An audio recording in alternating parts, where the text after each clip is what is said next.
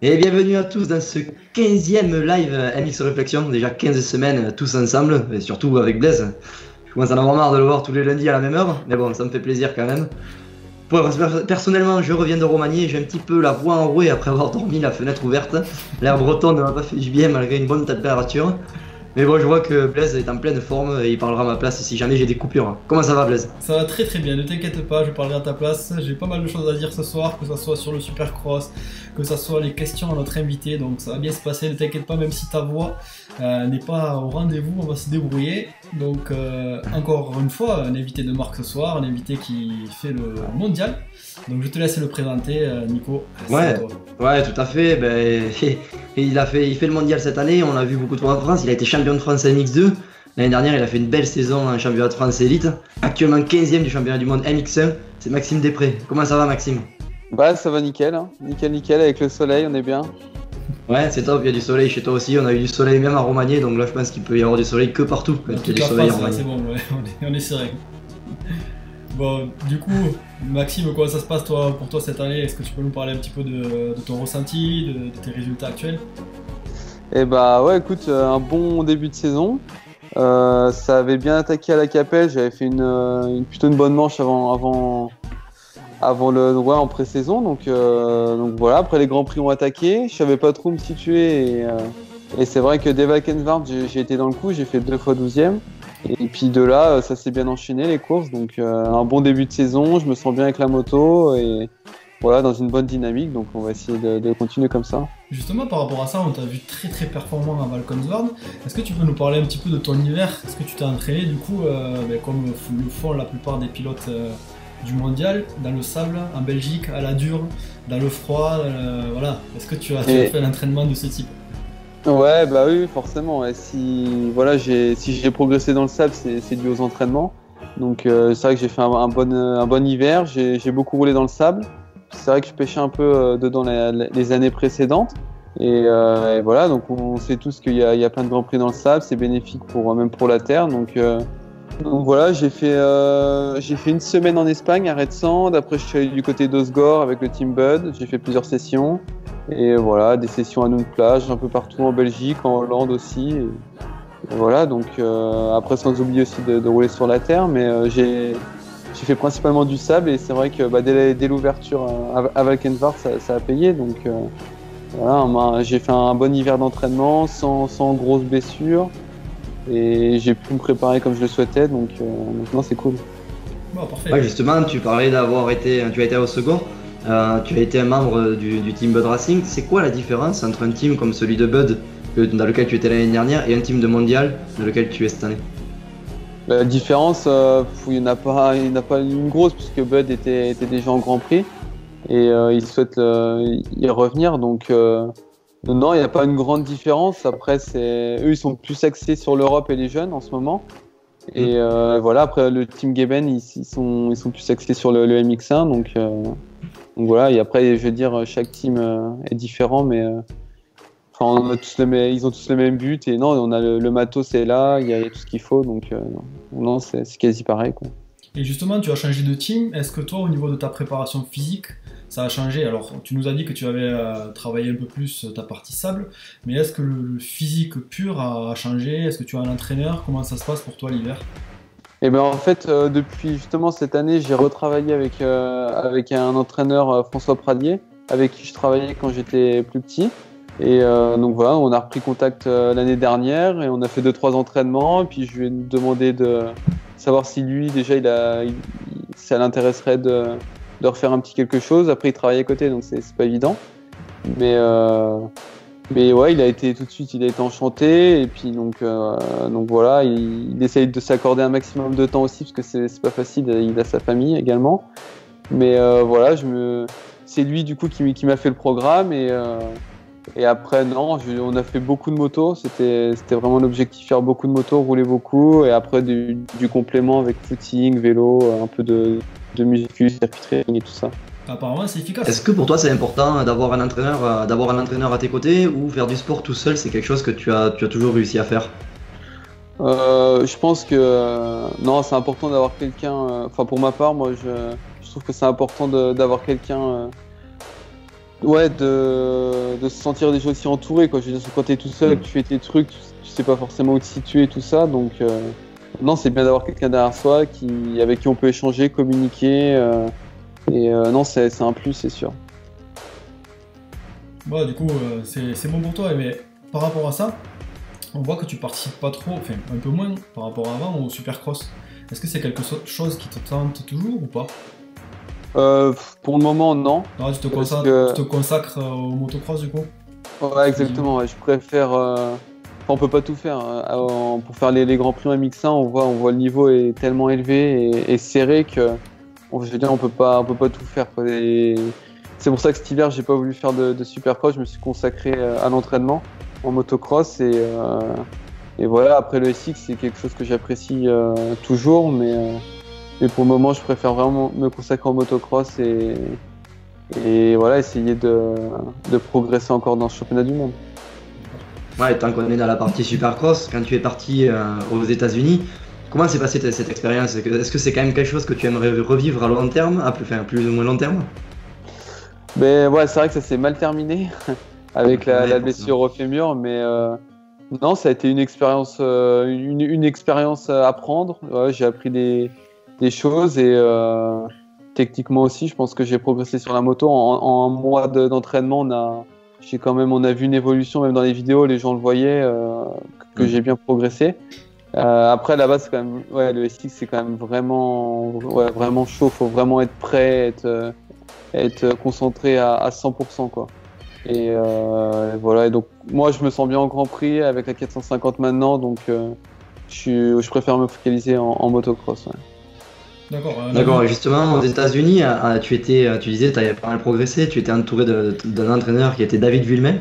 Est-ce que c'est un coach que tu aimerais avoir à tes côtés en Europe en ce moment?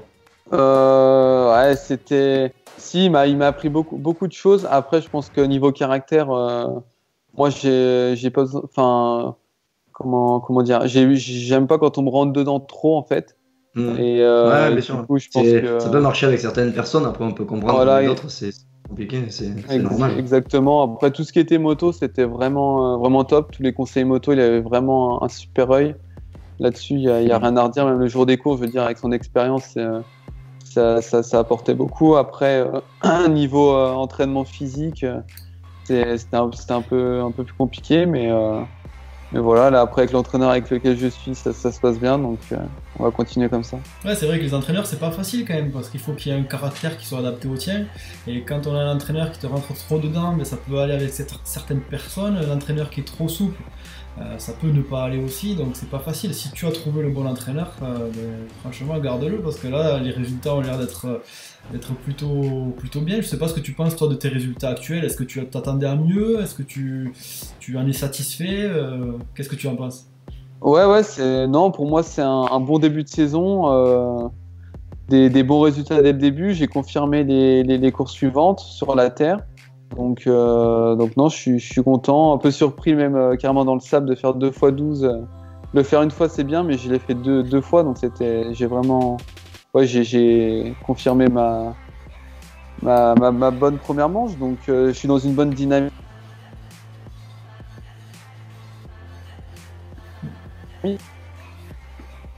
Et ouais, des choses à travailler et voilà, on va continuer comme ça et c'est encourageant.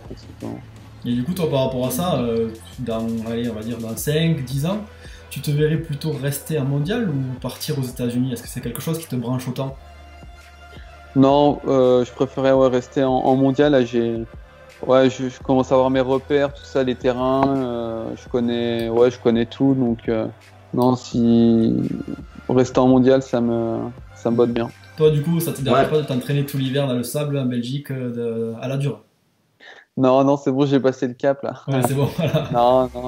Non, après, on va aussi quand même pas mal dans le sud. Je veux dire, il y a pas mal de teams qui vont en Sardaigne, en Espagne, dans le sud de la France. Donc, non, après, c'est du motocross. Donc, oui, c'est sûr. Est-ce que tu es souvent au même endroit, localisé au même endroit? Est-ce que tu rentres souvent chez toi? Est-ce que tu as un point de chute particulier dans lequel tu vas le plus souvent? Ou tu es tout le temps en vadrouille? Bah non, cet hiver j'ai quand même beaucoup bougé. Je suis allé aussi pas mal au team parce que c'est vrai que j'ai pas de mécano d'entraînement, donc quand je suis chez moi, je suis un peu livré à moi-même. Mais non, après là pendant les courses, je rentre la plupart du temps chez moi à Chalon-sur-Saône, en Bourgogne.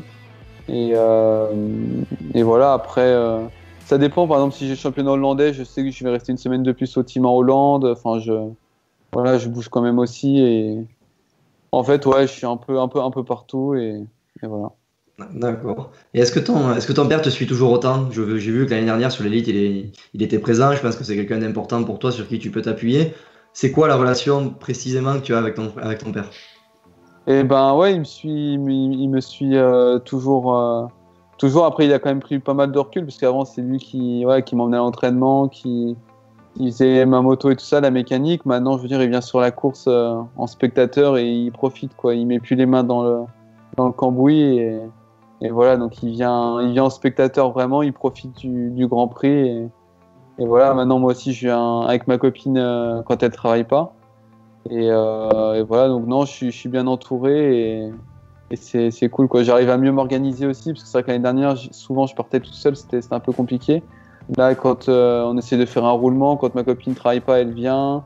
Quand mon entraîneur il arrive à s'enchaîner avec son travail, c'est lui qui vient. On essaye de faire un roulement que je fais jamais tout seul. Et voilà, donc c'est top. Ouais, je suis bien entouré, je me suis entouré des bonnes personnes, donc on va continuer comme ça. Ouais, parfait. Juste sur un commentaire, on a Sébastien qui nous demande, alors c'est pas facile à répondre à cette question, c'est la différence que tu ressens entre David Villemain et François en tant qu'entraîneur. Bah, c'est différent parce que David, déjà, on va dire que lui, il a un palmarès, tout ça, il connaît le haut niveau. Après, on va dire la relation, François me connaît depuis gamin, quoi. Donc, on a commencé ensemble, j'avais 12 ans, donc il me connaît vraiment par cœur. Et voilà, je dirais c'est plus intime qu'avec David. J'avais déjà quand même un certain âge et voilà, il me connaît moins personnellement. Et c'est un peu ça la différence. Et après, une autre question, du coup, Elodie nous demande si tu feras des cross inter cette année. Ouais, je ferai le cross inter à Is-sur-Tille. D'accord. Donc voilà, le 1er juillet, c'est mon club, donc je tiens à cœur d'y participer. Gimont peut-être? Non? Tu auras pas là? Non, Gimont, j'ai le championnat hollandais, donc on garde les roll-off et on reste dans le sable. Encore du sable. Ouais. Bon, nous on sera à Gimont, je te rassure, hein, on va pas venir manger du sable parce que Blaise est un peu allergique. Bah ouais, je suis pas sable, tu vois. Après, faut y travailler une fois que... D'ailleurs, mais tiens, tant que j'y pense, on a beaucoup de pilotes qui nous demandent des conseils dans le sable. Moi, très franchement, je peux pas en donner, donc je suis franc là-dessus, je suis pas un pilote sable, mais toi, qu'est-ce que tu pourrais donner par rapport à des conseils sur un pilote qui veut progresser rapidement dans le sable, qui a un niveau, allez, on va dire un niveau ligue? Tu pourrais donner quoi comme conseil de base? Les 3 meilleurs conseils que tu pourrais donner à ce pilote-là, ce serait quoi? Déjà, le premier conseil, c'est de passer du temps sur la moto, c'est rouler dans le sable. Dès qu'il peut, c'est aller rouler dans le sable. Et ensuite, commencer progressivement, ça sert à rien d'essayer de courir avant de marcher. Voilà. Essayer le plus important, c'est prendre son rythme, en fait. Ça sert à rien d'être au-dessus de ses pompes, puisqu'on finira par terre. C'est prendre son rythme, essayer de comprendre comment ça marche. Et voilà, après le conseil, ça serait pas d'embrayage, pas de frein avant. Pas de frein avant, Ouais. Essayer de pas trop toucher au frein arrière aussi, d'avoir bien les pointes sur les cale-pieds, c'est important, les pointes de pied sur les cale-pieds, et reculer son corps en arrière au maximum, puisqu'en fait ça a tendance à planter le sable, donc essayer de reculer son corps un maximum sur la moto, et d'être... Peut-être aussi essayer de garder la vitesse dans les virages, pas s'arrêter ouais, comme c'est sur ça, la terre. être souple, quoi, et pas être agressif, et voilà, être fin dans son pilotage. Et après, c'est du roulage. Le sable vu d'extérieur, c'est facile, mais après, c'est quand on y est dessus que ça se complique un petit peu. Ouais, c'est sûr. Et puis après, ce qui est un peu traite dans le sable, c'est que en fait, plus on va être, pas mauvais, mais plus on va avoir du mal, plus ça va être compliqué de prendre du plaisir, et donc plus ça va être compliqué d'aller vite. Et à l'inverse, plus on va vite dans le sable, plus c'est facile, et plus on prend du plaisir, et puis ça donne confiance, et on se sent bien, quoi. D'accord. J'ai une question aussi sur le live. Blaise de la Sauté, c'est quelqu'un qui commente très souvent avec son esprit critique sur nos vidéos, donc c'est Ludo Chaudron. Et une question pour toi, Maxime. Avec le bon début de saison, est-ce que le team a revu ses plans pour le pilote numéro 1? Non, ils disent qu'il n'y a pas de pilote numéro 1, donc... c'est bien du coup. Ouais, donc non, après c'est vrai qu'ils ont envoyé Lupino en Argentine. Voilà, moi c'était convenu comme ça dans le contrat. Et après, je pense que après les résultats, peut-être qu'ils ont vu que j'avais aussi ma place en Argentine, parce que là, je suis devant lui au classement en plus. Donc voilà, bon après c'est comme ça, c'était convenu comme ça, donc il n'y a pas de... Je veux dire, il faut regarder en arrière, maintenant la saison est lancée, et il faut regarder en avant, quoi. Exactement, regarder en avant, prendre les courses les unes après les autres et voilà, donner le meilleur de soi-même. Oui, et puis ça t'a laissé l'occasion de faire tes preuves, tu les as bien faites tes preuves, donc je pense qu'ils te feront confiance à l'avenir s'ils doivent te renvoyer sur une Grand Prix un peu plus loin. Ouais, ça on verra, parce que c'est vrai qu'il y a l'Asie et l'Indonésie, donc on verra. Après le problème c'est que j'ai la course inter de e-sortil en même temps, D'accord. Donc on verra, mais après voilà, on va faire les courses les unes après les autres. Ouais, tout à fait. Et du coup, puisqu'on parlait de ton teammate, de tous les teammates que tu as eu, lequel a été ton préféré? Je sais que l'année dernière, tu en avais chez Bud, c'était assez sympa parce que tu avais des Américains, tu avais des jeunes comme Brian Moreau qui peinaient peut-être un peu l'ambiance dans le team aussi. Lequel de tous tes teammates que tu as eu as-tu préféré? Bon, après, préféré, on va dire avec lequel je me suis bien entendu, c'est Xavier Bog. Parce que déjà, au niveau de l'âge, on se rapproche. Après, on a un peu le même personnage. On est posé, on aime bien déconner, on est discret, voilà. Et donc avec Xavier, je me suis bien entendu. On a fait pas mal de sessions d'entraînement, même quand on était plus dans le même team. Après, avec Brian aussi, c'est un bon gamin avec qui, c'est vrai que je l'ai connu tout jeune, Brian. Quand il a fallu lui dire, ah, tu fais la vaisselle, c'est à ton tour et tout. C'était pas facile au début, mais non, c'est un bon ptio. Et voilà, il y a Brian, il y a Benoît avec qui j'étais aussi en teammate, mais c'était en 2010 avec le team 2B. Alors, le justement, Sébastien nous le fait remarquer en commentaire. Il l'a mis là. Ouais, après c'était différent parce que on était encore avec nos parents, on se voyait que pour les entraînements. Enfin, je veux dire, on faisait pas notre vie nous-mêmes et c'était différent encore. Mais après voilà, Benoît, je m'entends bien avec lui, Dylan aussi, Dylan Ferrandis. Bon, tu passes avec tout le monde, quoi. Ouais, franchement, après, j'ai pas d'ennemis, donc. Et justement, toi, tu serais ok pour signer l'année prochaine ou plus tard dans un team usine, un team qui te fait rêver, mais avec un coéquipier que tu peux pas du tout supporter. Est-ce que ça serait possible pour toi ou pas? Quelqu'un avec qui tu dois t'entraîner tout le temps Après, oui, les teammates s'entraînent pas forcément ensemble, hein. On peut voir, je sais pas, par exemple. Romain Febvre et Bando Robec ou Kiroli Erlings, voilà, ils s'entraînent pas ensemble, ils font leur programme chacun de leur côté. Donc, ouais, exactement. S'il y a un pilote avec qui j'ai pas forcément d'affinité dans un team, ça me dérangerait pas d'être dans le team si le team en vaut la peine. D'accord. Bon, du coup, Nico, on passe au SXUS. Je sais pas. Ouais, si Maxime veut bien nous accompagner là-dessus sur ce petit débriefing du week-end, je sais pas si tu as un petit peu de temps à nous accorder, Maxime, pour parler Supercross. Si, ouais, on peut voir la victoire de Marvin. Ouais, t'as vu un peu les résultats. Je pense qu'on va parler que de ça maintenant. Voilà, on va essayer de débriefer un petit peu tout. Juste pour ceux qui n'ont pas revu les résultats, je rappelle Marvin qui gagne, 2 Tomac, 3 Anderson, 4 Baguette et 5 Wilson. On a vu une petite... la course était assez monotone jusqu'au dernier tour. Avant-dernier et dernier tour, on a vu que Tomac a passé Marvin. Et dans le dernier tour, Marvin a lâché un petit peu la goupille. Alors, à voir ce que tu en penses, toi, Maxime, par exemple. Est-ce que tu penses que le dépassement, je ne sais pas si tu l'as vu ou pas, mais est-ce que tu penses que le dépassement est correct ou pas? Après, correct, oui, parce que les deux pilotes sont pas blessés, je veux dire. Il n'y a pas eu de blessés dans la chute. Donc, après, voilà, je pense que Marvin, il a fait toute la finale en tête. Il se fait doubler dans les 2 derniers tours. Il y avait les retardataires qui ont joué aussi un petit rôle parce on a vu, il a failli s'accrocher avec un mec qui est tombé. Donc voilà, Tomac le passe et je pense qu'il voulait vraiment gagner. Ça s'est vu direct, il l'a passé. On voit dans la ligne droite après le saut d'arrivée, il tire un tir-off et là ça veut tout dire, quoi. Ouais. on voit qu'il est déterminé et qu'il va retenter une attaque. Donc voilà, après, comme il a dit, j'ai vu la conférence de presse, c'est du SXUS, quoi. C'est une finale de SXUS, le dernier tour d'une finale de SXUS. Ben, je pense que tout le monde aurait fait pareil à sa place. On dit pas ça parce qu'on est français, mais Thomas aurait fait pareil.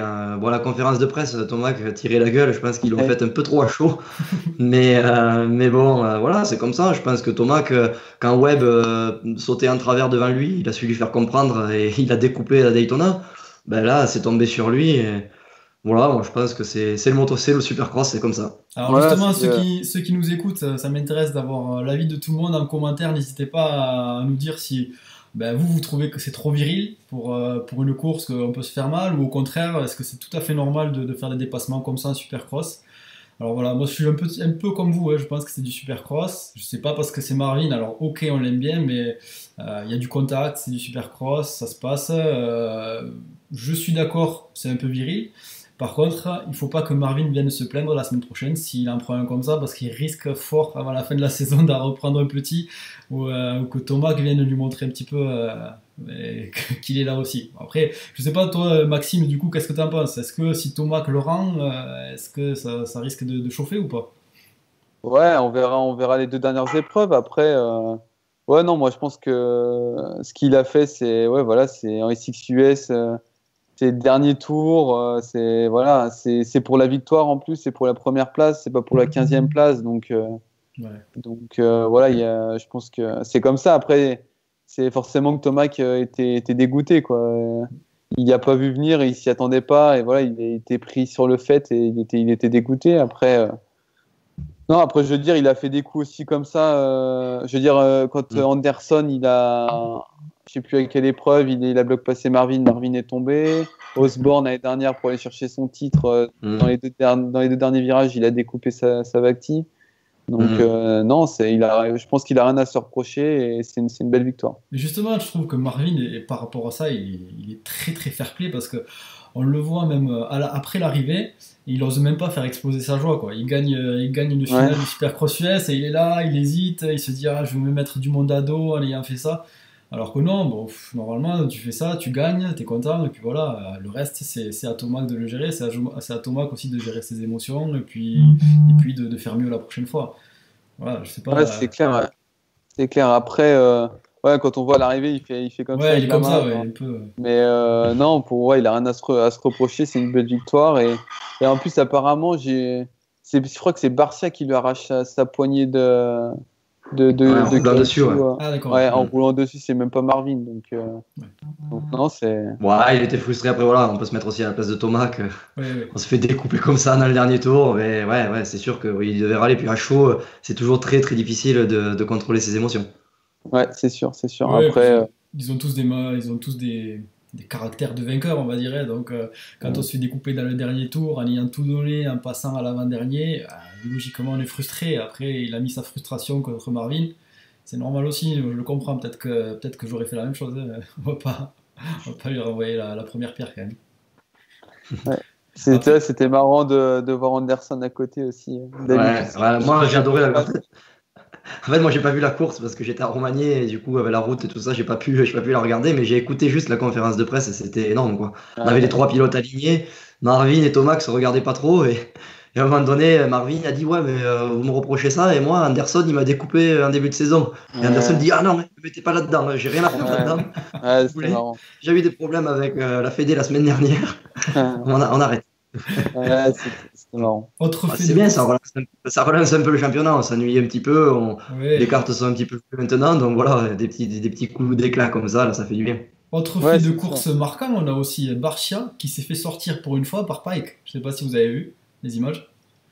Ouais, on a vu. Ouais. Après, pour une fois, c'est Barcia qui s'est fait sortir, quoi. Donc, pour une fois, c'est bizarre. Pike, c'est comme d'habitude, c'est pas un tendre aussi. Mais ce que j'ai trouvé bizarre, c'est que Barcia a fait un gros détour et a repris la piste assez loin. Je sais pas si vous avez des infos là-dessus. Est-ce qu'il s'est fait déclasser? Est-ce qu'il a perdu du temps ou pas? C'est un peu bizarre parce que on a vu d'autres pilotes qui se sont fait pénaliser pour moins que ça. Et là, il a fait un gros détour quand même. Peut-être qu'il a perdu du temps, ok, mais il a pas repris la piste à l'endroit où il avait quitté, quoi.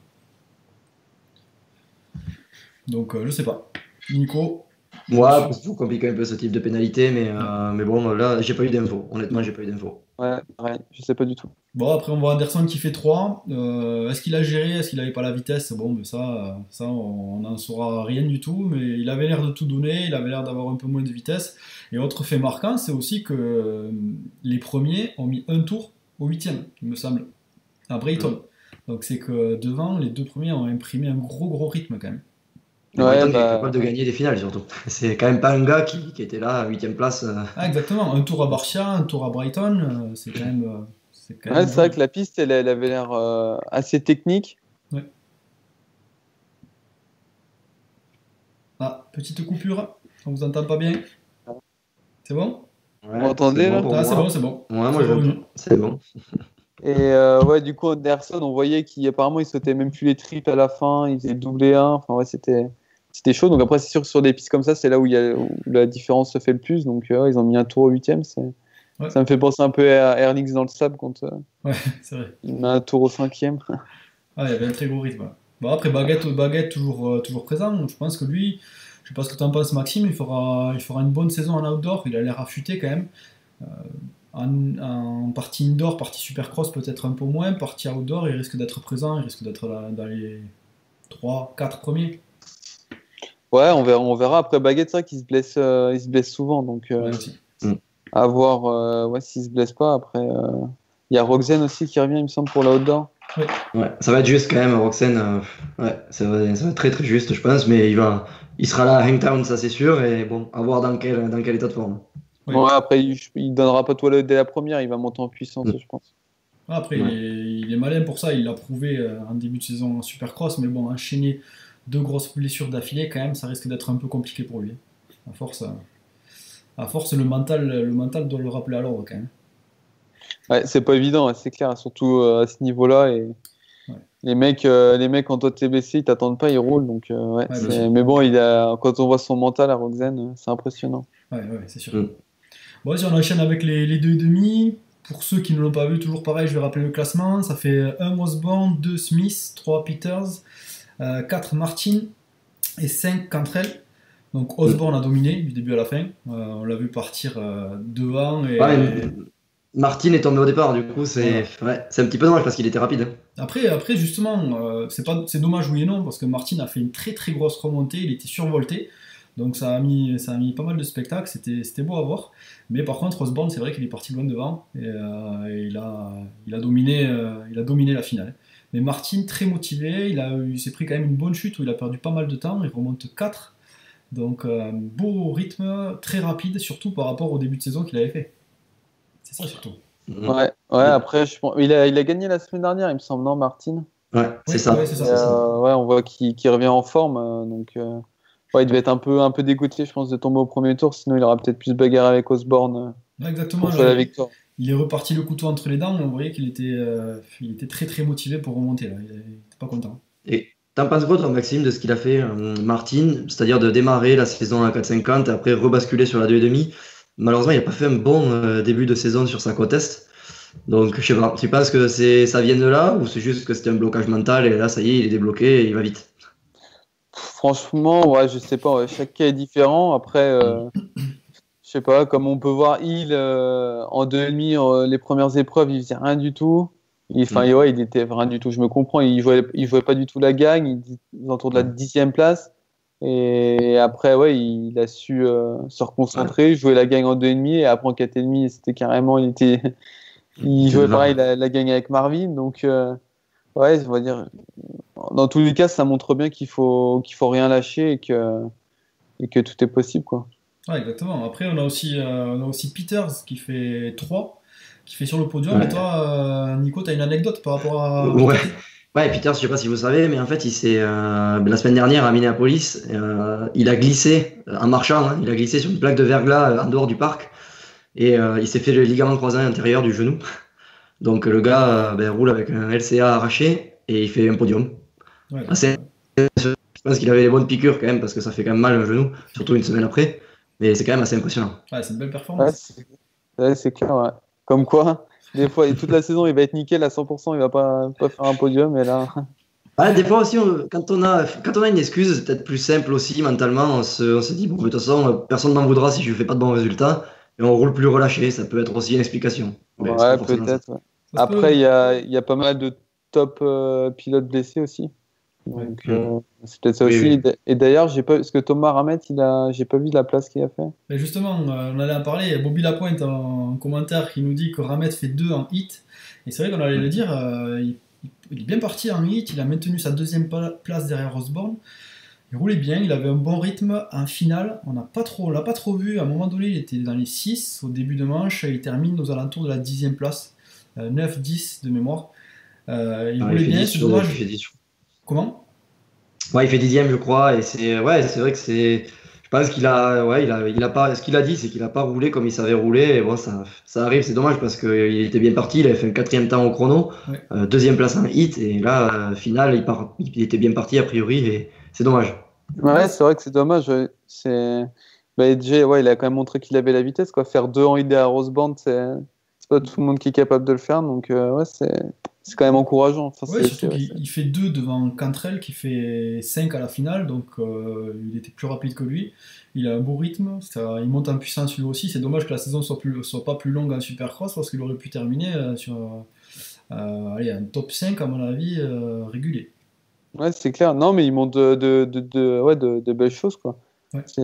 C'est bien. Ça montre que les Européens aussi ont une bonne vitesse, surtout en SX1. Donc, ouais, c'est bien.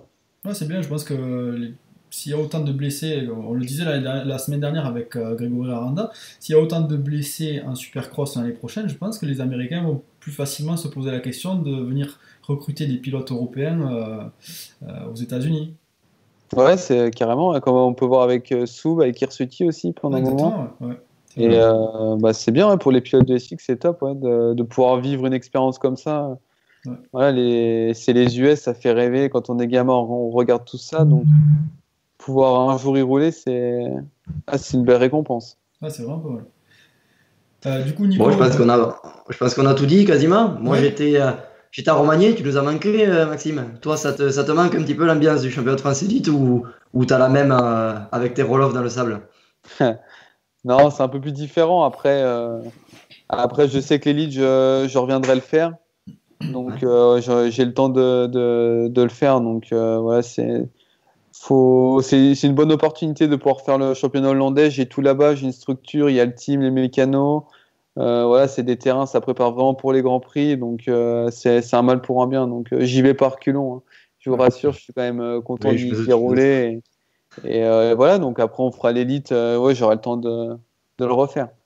Ah, c'est bien, ça serait bien de voir des pilotes qui font le mondial et qui arrivent à concilier un peu mondial et élite. C'est assez rare. Même sur quelques Ouais, courses, c'est pas c'est mal. c'est ce que j'allais dire. On a vu Stéphane Rubini en MX2 ce week-end et je pense que ça tire le niveau vers le haut. On voyait clairement qu'il n'avait pas les mêmes traces que tout le monde et voilà, on voyait la différence entre un pilote de niveau mondial. Bon, même s'il n'est pas devant un mondial, voilà, on voyait quand même la différence avec les jeunes de l'Europe comme Goupillon et Moreau, quoi. Ouais, non, non, c'est clair, c'est toujours bien d'avoir des pilotes de Grand Prix qui viennent sur les courses. C'est là où si on voit des choses, on apprend et voilà. Après, c'est vrai que c'est dommage qu'il n'y ait pas plus de pilotes de Grand Prix. C'est vrai que beaucoup de pilotes de Grand Prix déjà font le championnat italien en début d'année, en cours, qui considèrent ça comme des courses de préparation. Il y a les 3 courses du championnat italien avant les Grands Prix. Après, il y a le championnat hollandais où il y a aussi beaucoup de monde. Je pense que c'est par rapport au terrain. Et c'est vrai que les gros teams sont là-bas aussi, donc ils ont tout sur place. Et voilà, je pense que c'est ça aussi qui joue un peu. Et Toi, tu après, penses qu'il manque quoi, on va dire, à nos circuits français pour que les pilotes de niveau mondial viennent justement en préparation en France? Est-ce que c'est les primes? Est-ce que c'est les circuits qui sont pas assez sablonneux? Tu penses que c'est quoi? ouais, je pense que les circuits sont ouais, moins défoncés qu'en Grand Prix. Du coup, peut-être que déjà, ça attire moins. Après, le truc qui est dommage aussi, c'est que moi, si par exemple Guignon aurait pas été en même temps que Valkenswaard, je pense que si j'aurais pu faire un championnat complet, je l'aurais fait. D'accord. Mais c'est vrai que déjà, quand tu as une concordance de date, c'est compliqué, quoi, parce que nous, le Grand Prix, c'est notre priorité. Donc voilà, après, Après, il y peut-être a aussi. compensation de points. Je sais pas si tu étais au courant, mais j'ai posé la question à Rubini. Les grands prix, enfin, les qu'il loupe parce qu'il est sur un Grand Prix, la Fédé va lui reverser des points basés sur la moyenne des Ok. points qu'il aura gagnés sur les manches. Ah, je Voilà. pensais que c'était que pour l'Europe, pas pour les Grands Prix.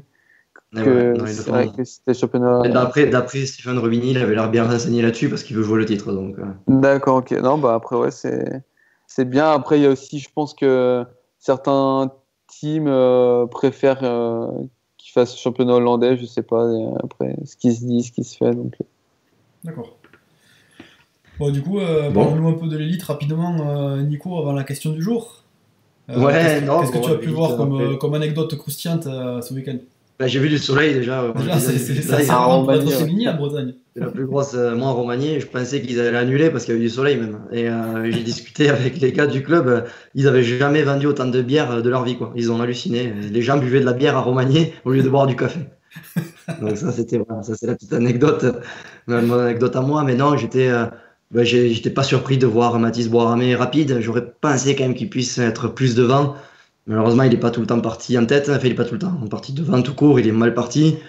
Un petit peu déçu pour Tom Vial, qui a été victime d'un gros crash, une chute collective en deuxième manche, qui a complètement froissé sa moto, radiateur percé, tout ça. Heureusement, rien pour le pilote, mais bon, je pense que il aurait pu faire mal aussi devant. Après, voilà, impressionné par Rubini à MX2. Et si je devais résumer les MX1, mais Bog, impérial, quoi. Personne n'avait rien pour lui. Ouais, Ah, toi c'était. qui le connais bien, Maxime, je pense que c'est très très difficile d'aller chercher Xavier à Romagny. Ouais, Xavier, on va dire que il est là au moment où il faut, donc il sait quand il faut. Et voilà, quand c'est l'élite, il a son titre à défendre ouais, il est hyper concentré, il veut gagner et ça se voit quoi. Donc non, c'est vrai qu'à Romagny, il a toujours bien roulé et ça ressemble un peu aussi à des pistes de Grand Prix. Il y a beaucoup d'ornières. Après, je sais pas comment c'était cette année, mais en général, il y a Ouais, beaucoup moins d'ornières. que l'année dernière, c'était quand même un peu plus sec. On a vu un petit peu de poussière le samedi. C'est pas le Romagné que tu as l'habitude de voir. Ouais, bah après, ouais, il aime bien le breton, donc tant mieux pour lui. Ouais, ça a l'air de s'être bien passé Ouais, du là-bas. coup, ouais, ça s'est bien Pardon? passé, très bien. Alors, du coup, je disais, la fameuse question du jour, et après on va pouvoir te libérer, Maxime. La question du jour, comme d'habitude, propulsée par CBO, les magasins CBO à Toulouse et Agen. Et cette fameuse question, c'est Blaise qui nous l'a préparée ce soir. C'est comment réussir ses départs sur les premières épreuves. Et justement, toi, Maxime, que penses-tu des départs? Est-ce que tu penses que toi, tes départs sont plutôt bons en ce début de saison? Ouais, moi, justement, ouais, c'était mon point fort jusqu'à maintenant. Ouais. À part au Portugal, j'ai fait des bons départs. Donc, bah après, la première chose, c'est techniquement, faut s'entraîner, faut avoir les bons gestes. Après, mettre un pied ou deux pieds, si chaque pilote fait comme il le ressent. Sur la 450, Euh, toi, par exemple, tu laisses les deux pieds par terre? ouais, moi, je mets deux pieds par terre. Je D'accord. préfère. Je suis pas bien grand, du coup, je suis bien stable comme ça. Et voilà. Après, j'ai également le bloc amortisseur, moi. D'accord. Je mets sur les. On a les grilles de GP, c'est comme en élite maintenant. Et c'est vrai que j'aime bien, du Pas coup, tout à fait, même, quand même. A priori, elles sont un peu mieux, les vôtres en GP. ouais. Ah, Et du coup, c'est quelqu'un qui a la technique qui parle. Là. Lui, c'est travaille dans les travaux publics, alors. Non, pas du tout. Non, non, mais c'est pas moi, c'est les pilotes qui le disent. Moi, je suis jamais parti là-dessus, mais après, déjà, de visu, tu vois que c'est pas tout à fait les mêmes. Il y en a certaines qui sont vrillées. En fin de compte, on se disait, personne va aller voir derrière la grille parce qu'ils vont mettre ces fameuses grilles par terre en championnat de France élite. Mais là, beaucoup de monde se pose des questions. Ils disent, ah, celle-là, elle est pas droite, elle est pas plate, celle-là, elle est vrillée, celle-là, elle adhère pas. C'est un peu compliqué, apparemment. Il y a quand même du challenge. Il n'y a pas besoin de taper, de tasser l'ornière, mais il faut quand même avoir l'œil. ouais. Ouais, après, ouais, c'est sûr, nous en Grand Prix, c'est vrai elles sont nickel, les grilles. Et après, il y a aussi pour le départ une bonne part du mental, quoi. Voilà, si on le veut vraiment au fond de soi, partir devant, et ouais, qu'on est en confiance, parce qu'il faut être en confiance pour partir devant aussi. Donc, il y a aussi une part de mental. Est-ce que tu pourrais, toi, donner un truc, justement, pour être un peu plus détendu, pour les pilotes qui stressent, qui sont justement tétanisés, paralysés par ce stress? Tu pourrais donner quoi comme combine ou toi, qu'est-ce que tu fais? Bah après, chaque pilote est différent, peut-être pour évacuer son stress. Par exemple, si on est stressé avant un départ, peut-être s'échauffer, bien s'échauffer. Je sais que moi, j'aime bien m'échauffer, passer 10 minutes sur l'home trainer.